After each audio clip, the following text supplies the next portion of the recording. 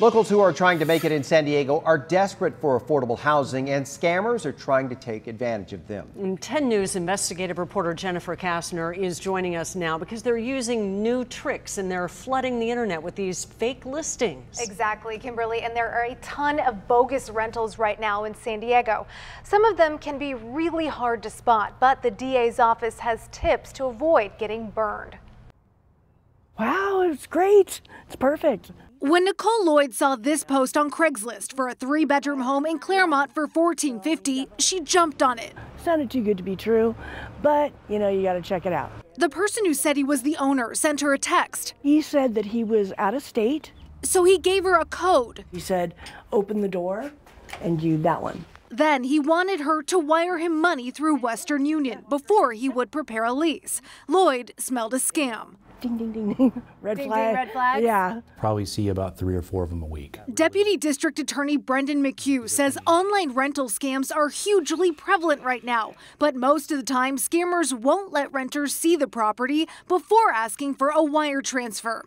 That makes Lloyd's situation unique. She got to see the home first. That's kind of what made us believe that it might be real. 10 News found the true owner, a home leasing company called Invitation Homes, which confirmed that the house was being used in a scam. Now they say, we have turned off the self-show option on the home so that prospective residents are able to view the home only if accompanied by an Invitation Homes agent. I was on apartments.com, Zillow. Rebecca Weinrib is a smart woman, but admits that even she almost fell for online rental scams when she was looking for a place in Little Italy. I went to law school, I run a company, I started a nonprofit. However, I don't remember seeing this situation happening 2 years ago when I was renting. She was bombarded with requests to send money before she was allowed to see the properties. A lot of them would say, wire it. And a lot of them would say they're not in town. You'll often see these scams saying that the person that you need to talk to is deployed.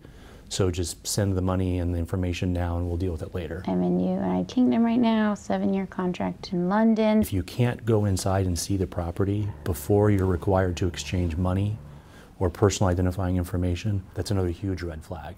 He advises renters to avoid any requests to do wire transfers because they're rife with fraud and there's little recourse for victims. Once they've wired money, there's very little they can do. Lloyd has this to say to the man who tried to dupe her. You're pathetic. Get a real job. And the DA's office says look out for auto-generated email addresses and postings with lots of grammatical errors. And as always, if it looks too good to be true, it probably is. Jennifer Kastner, 10 News. Thank you, Jennifer.